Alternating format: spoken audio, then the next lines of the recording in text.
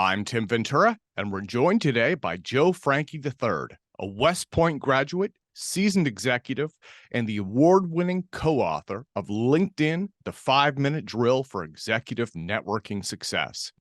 So Joe, welcome, and let me thank you for your service. I want to set this up for the audience. During the pandemic, when a lot of people were out of work, you and I published a written interview on LinkedIn, job search, and networking. So I got a ton of feedback from people that it helped them during the pandemic. And I'm honored to have you on the show now, basically just to give us some tips and tricks on professional networking using LinkedIn, as well as some of the other things that have kind of come to mind recently, just things that I see, going about my daily business with my colleagues. So let me start out with LinkedIn, though. We'll start there.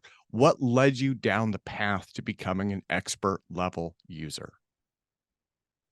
Well, that's an interesting question. LinkedIn wasn't available when I transitioned out of the military, and my transition out of the military was, those were the darkest days of my life. But, you're coming out into the world, you're 52 years old. You got 3 master's degrees and an engineering certification from the state of Pennsylvania. And and LinkedIn doesn't exist at that time.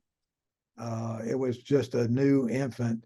So you were really reading the newspaper, trying to get people to see you, hand them a resume, all that kind of stuff. And it was rather bleak. But one day somebody gave me some advice and said, Joe, we're not going to hire you. I mean, you're the perfect guy. And I said, well, why is that? He said, well, you've handled more money than the CEO. You've handled more people than the CEO. You've worked on bigger strategic projects than the CEO. You could take my job tomorrow. And so you're just like, we're not going to hire you, but let me give you some advice. Go out here, find some people putting a deal together, where you can work your way in, you're multifunctional, all that kind of stuff. And that was really sound advice. And that's kind of what I did. But to answer your question, then LinkedIn kind of came about when I was working with these people, and I found out we were working on a project in China. And how do you find people that already have experience in China? Well, there wasn't any other way other than going to executive recruiters and all that stuff and paying to have people go find people. And then this thing called LinkedIn came about, and I started using it rudimentary. And then I said, my gosh, there's people on here that, have done work in China. And believe me, it wasn't what it was as today. It was just kind of an extended, resume thing. And so I found people that we needed. And then it became apparent to me that this was going to be a tool. And then the second aspect, I wish when I got out of the military, I could have taken all my experiences and translated it into something that in the vernacular that a hiring manager would understand. Yeah. And so I ended up coaching just a lot of military people transitioning, saying, okay, nobody understands that. This is kind of how you need to explain that. This is how you need to say that, so that, and then we kind of fast forward later in life. I was an executive recruiter, and I found that once I was working with the executives, people that were out of work, job seekers, as the term is in the professional community, were looking for help. So I was kind of coaching them on their resumes and their LinkedIn profiles. And whoever I seemed to coach seemed to be happy and get an interview. So the next thing I knew, my phone was ringing at 5 o'clock in the morning, 11 o'clock at night from different countries. And my wife said, hey, either make a business out of this or go back to your day job because this isn't working. And I said, why do you think this would be good? And he says, Joe, I'm listening to you talk to these people, and you sound like you're developing officers in the Army. There you go. And then it hit me. It says, okay, for 40 years, I've really just career developed people. And so this was just a natural extenuation of things I'd done all of my life. And so And I said, wow, this is not my first rodeo. And this is just a platform to execute career development, branch transition, branding, all those kind of things. Really, it's a form of career development. Well, you have coached and mentored hundreds of executives, veterans, and students on how to market themselves using LinkedIn. And again, we're talking about interviews, how to build up their reviews, how to write effective headlines and body statements, all of the things that go into creating a resume, getting interviews, presenting yourself professionally. That is your expertise. And you've helped hundreds of people with this. So, can you tell me about some of the most common, I guess, goals, needs, and maybe some of the mistakes that you see people making? Well,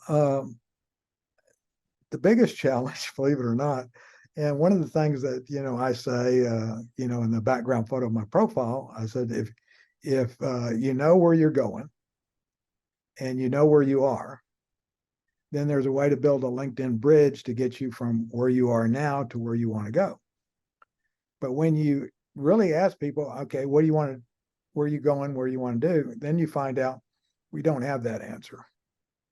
And so sometimes we got to go like back to square one. Okay, what is it you want to do? Because it doesn't do any, if you don't know where you want to go or what you want to do, then any path will take you there. So sometimes, well, I want to do one of these three things. Well, no problem. And they said, well, do I have to pick one right now? I said, no, but we're going to work on common things that are common to all three of these. And at some point in the future, you may decide, hey, I want to really go left, right, or center. But bottom line is worrying about it and doing nothing accomplishes zero. Well, so you're really talking about objectives and milestones. And Right. that's something that I've seen. I think that's more of a challenge with a lot of startups, right? Is they don't define objectives and then they don't break those down. So one of the things that I've done over the last decade or so is try and work things in reverse, right? And that's a term that I've heard used in a lot of different industries where you start out with that key objective and you're like, okay, here's where we need to get. And now we're going to break this down into milestones and we're going to budget that out and we're going to figure out what the tasks are, right? And then the level of granularity for that, I mean, depends a lot on the size of the company, right? In a startup, it may not be that granular, whereas, in larger businesses that I've worked in, I mean, they go down to the day-to-day schedule, and break out the hours and the labor that's required, which is probably too much for a lot of folks. But is that something that you see a lot of people struggling with, is objectives and goals and milestones?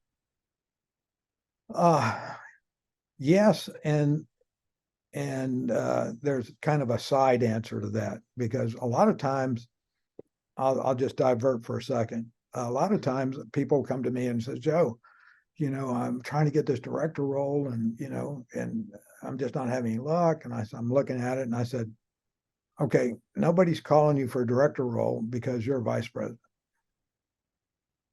Okay.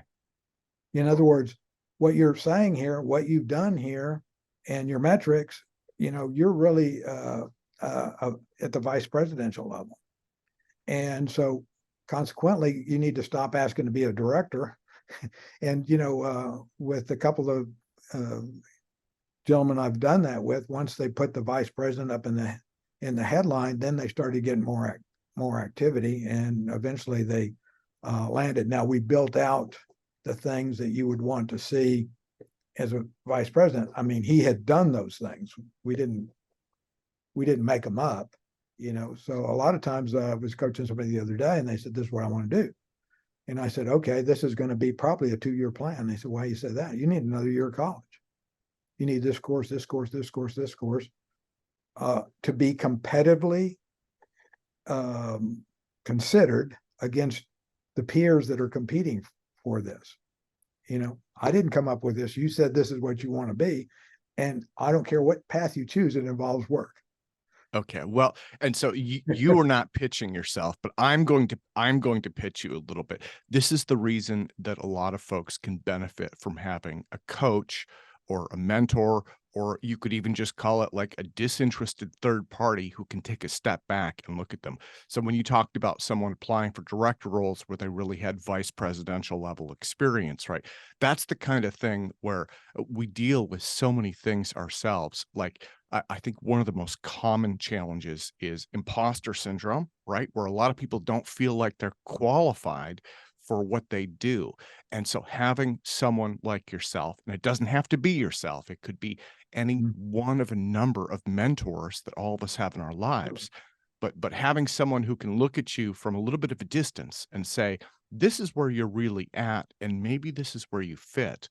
Um, it seems like that is something that's valuable, and it's something that we often can't do for ourselves, right? Yeah, in fact, a couple of the people I've coached in the past, they hold me accountable. So, on and they help me because they've got strengths or that are greater than mine. And so I always try to associate with people. It's just like your dad said, "Hey, if you're going to go play tennis with somebody better for you than you, so you can improve, right? And you be a higher, go up the ladder." And so I think having mentors is really great, and they might just be in one little bitty vertical, but hey, if that's what they've got and they're helping you, great. And then secondly, you just need somebody to say, okay, Joe, you told me that a month ago, what's your plan? Yeah. Yeah. Well, so again, you started working primarily with transitioning military personnel, and Right. you realized that CEOs are struggling with their job search and often need the same assistant. So I think one of the things that's interesting to me is that people who are at the top of the market struggle just as much, if not more, than people who are just starting out their career search, right? Would that be a fair thing Right. to say? Yeah, I mean, if you're just starting out in the world's your oyster. You know, when you kind of get up there at the CEO level, I mean, you're trying to find a pearl, and you got to go through a lot of oysters. And so the challenge is too, most executives are heads down. Okay, they're doing what they need to do. They do what they need to do best, but that doesn't make them, a number one person as far as merchandising themselves to others. They've had their head down. They haven't seen how it shifted in the last 4 years since they were, out there again. Let's face it, the top 3 or 5% of everything, they don't have to worry about anything. I mean, because there's a system that takes care of the upper five. But what about the system for the 50% to 95? Yeah. You Yeah. know, uh, you know, they're all good people, but they haven't spent their career, figuring out how to merchandise their stuff. They've done their career by getting results, whatever it took, in their particular line of business. So, all of a sudden, and it can be all of a sudden, I had one gentleman I talked to about 2 or 3 years ago, and he said, well, Joe, I'm okay. I got my own company and all that stuff. And then he called me, uh, not too long ago and said, Joe, I need help and I need it right now. I said, well, what happened? He said, somebody came, wanted my company, wanted to pay 20x for it. And even though I wanted to keep my company, I couldn't afford to keep the company.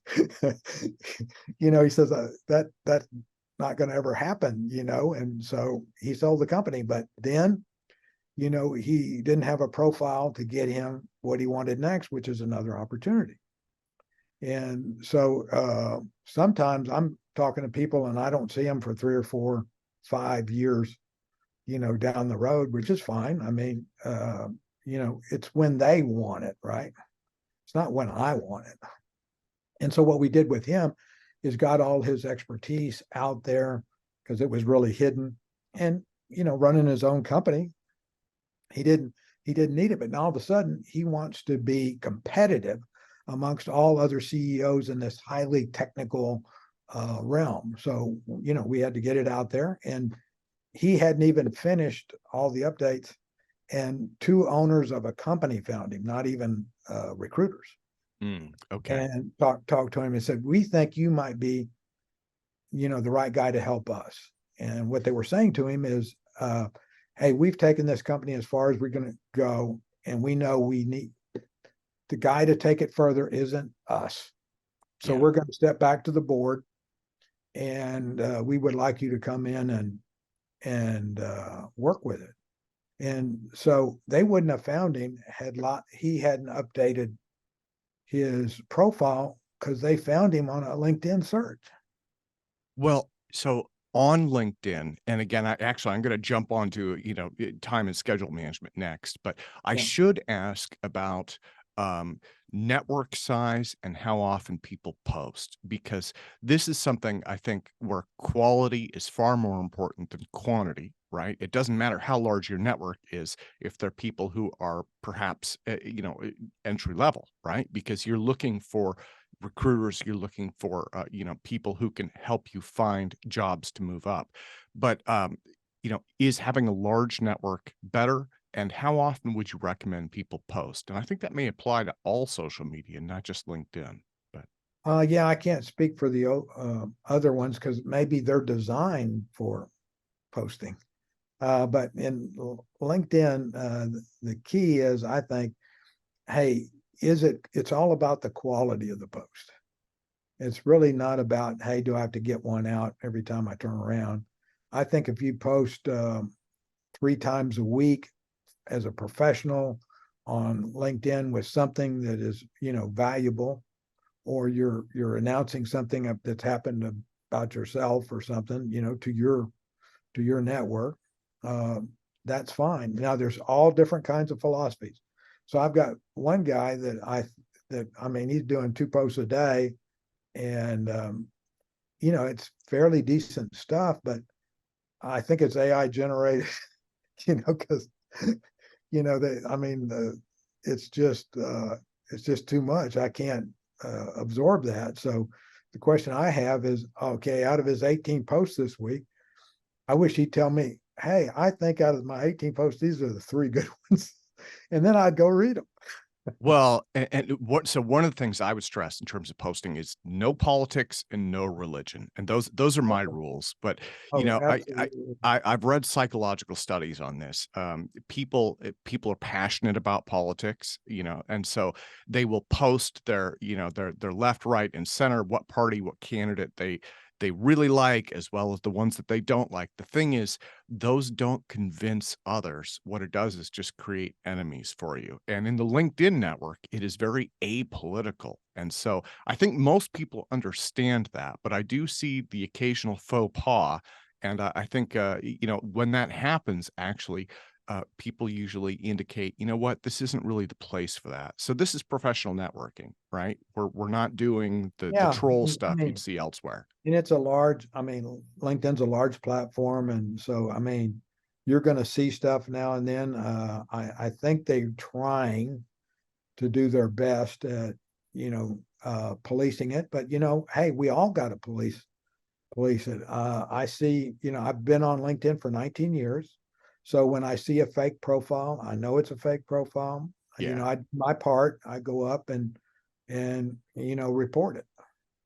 Well, yeah, and I do the same, and I think a lot of profiles aren't necessarily fleshed out, but yeah, there's definitely a category of them that are fake, and they're easily identifiable, and that could probably be another topic itself. But Right. um, now, so I wanted to get into time and schedule management. This is actually the reason that I reached out to you. I have been meeting folks lately who are just kind of getting off track with time and schedule management. This is an area where I spent a lot of time in real estate coaching, working with agents, Mhm. and they are technically considered independent business people. It's something that many of them struggle with. So, what we recommended in that industry was what's called time blocking, where you stake out certain hours of the day for specific tasks, especially stuff that you don't like doing, right? Like, so in the case of job hunting, applying for jobs, we're going to do this for 2 hours a day and we're going to do nothing else, even if we hate it. And that way we get into a routine for it. The other thing I wanted to mention was using your calendar, which is something where I think over time, all of us rely more and more on it, but Yeah. there are still holdouts, right? Who are like, I don't need a calendar. And it's kind of like, you do. Yes, you do. Trust me. What are your thoughts on those two? Um, I use a calendar because a lot of times I'm getting contacted from all over the world. So I go back and hey, here's my calendar link. Here's a setup for a 15-minute conversation, and that kind of stuff. I mean, that I can't get around not having a calendar. And when I'm working with individuals, they'll frequently ask me, says, Joe, I'm working on the profile with you. How long is it going to take? And I always come right back and say, how long are you and how often are you going to be focused on it? I've had one gentleman who, I mean, for the lack of a better description, he was desperate. Okay. And he got it all done in 36 hours, but all he did was drink water and go to the bathroom. And, and he said, can I work with you? And I worked with him. And so I took all the phone calls, through the night, hey, what do you think about this? What do you think about that? And I said, okay. And he got it done. And in the space of about 2 weeks, he generated 7 interviews. Yeah. Once he got his stuff out there where he could use it and all that kind of stuff. And so most people, I say, hey, it's like anything else important to you, block a time, spend it, on a recurring basis, because, redoing a profile, is like, okay, you really want an A on this term paper. You just don't want to get a D saying I got it turned in. Yeah, no, I think that's an amazing point. So when I was starting out in my career, the whole idea was, you had, and I'm sure you were the same way. You had your resume, right? Which in the early days, people typed those out on a typewriter, and then it became a word processor, and then you had your collection of reviews, and then you had your supporting paperwork that went with that. LinkedIn for me has become my resume. And in a way, it's also, I think for all of us, it's also a way to kind of honor and celebrate your career achievements, right? And so all of those benchmarks and milestones as we grow in our career can go on LinkedIn. So it's something that people should maintain, not just when they need it. No, a LinkedIn profile is like an oil portrait. You can wake up one morning and say, okay, I'm Tim Ventura. Do I want to make this portrait naturalistic? Do I want to make it realistic? Do I want to make it romantic? And so if you do, you just go over there and mix up some pigment. And I say, well, I'm going to add 3 more hairs over here. But if that's LinkedIn, so a resume is a black and white photograph. It only sells your IQ for the most part, maybe a little bit of your EQ. And LinkedIn is the color. That's your emotional intelligence. And you can sell that very effectively on LinkedIn. And if you look at the whole process, when the last 5 candidates go in for that interview, they're all qualified. Yeah. So the only difference between them is going to be the emotional resonance of, how do they fit? How do they bond? What's the electric charge that happens in there? Because any one of them are picked from a IQ standpoint are good to go. Well, so you primarily work with CEOs and executives. That's kind of been your focus area. But Well, link I've worked with I oh, just finished a 17-year-old student okay. getting his LinkedIn profile ready for his scholarship applications. Well, one of the things I was going to say was people like scientists. I work with a lot of scientists. They also need these things, right? And the reason is that we're in, I mean, for lack of a better word, we're in a free market economy. This is a capitalist society. And so you have to sell yourself, right? It's not something where a certain profession can say, you know what, I don't need LinkedIn. Not just LinkedIn, but I don't need to work on my resume. I don't need to look professional. Those aren't for me. This is something that applies to everyone. Well, for example, I work with a lawyer, and he'd been in his own law practice, I think almost 35, 37 years, so he had one entry on LinkedIn, so one 2,000 character entry that summarized 35 Mm. years of effort. And so what we did was we broke that out by the different kinds of law he practiced over the 35 years and the amount and value of the real estate deals that he did over those 35 years, which was up to $2 billion, when he added up those 35 years of work, doing legal work on real estate things.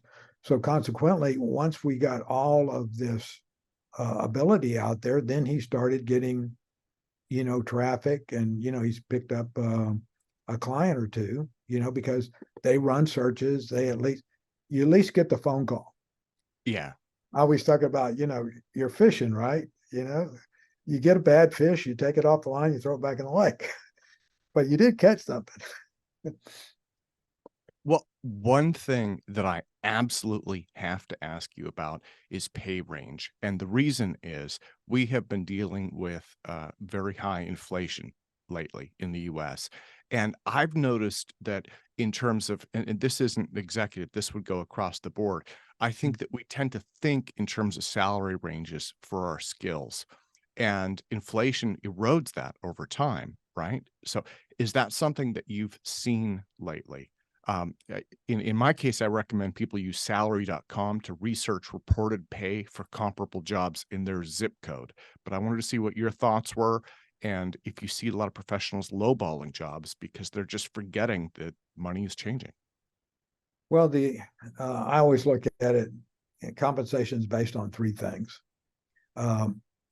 Equity, in other words, a piece of the rock, performance bonus, and or fixed bonus, but performance bonus is one I'm going to talk about, and salary.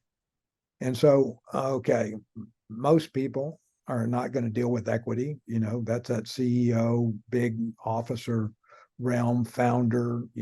That's the equity piece of it. Yeah, but for a lot of us, it's either going to be salary or performance bonus. And so I always say that, okay, if they're going to push down on the salary, then find a way to push up on the performance bonus, because you are telling them, hey, I've got my stuff and I'm willing to roll up my sleeves here. And, if you want to go down on the salary, then make it so that I can earn it. So, and I've seen a lot of people have some good luck with that because, it's pretty well received. Okay. Hey, we got a mark on the wall. If I get it, you give. Well, there we go. So, Joe, let me thank you so much for your time today. And again, for your career of service, both in the military as well as the service that you're doing now. I mean, to so many people, helping them get and retain jobs and move up in the workplace. So, thank you so much for that. I want to close by asking, where can people get in touch with you to learn more? Because you are just a wealth of information. You've mentored me in so many ways, and you've mentored so many people in my network. Where can they reach out if they want to learn some more? I mean, I kind of live on LinkedIn, as you might imagine. So I'm Joe Frankie III on LinkedIn. That's the LinkedIn URL. I'm on Twitter at Joe Frankie III. And I've got kind of a business Facebook at at JFIII Associates. Kind of got the business side of Facebook. And you can find me on my website, and that's JFIII Associates.com. And there's Okay. resources. There's resources on the website as well. I will put links in the show notes to all of those. Joe, thank you again so much for your time today, sir. Tim, it was an absolute pleasure, as it is always, to have an interactive conversation with you.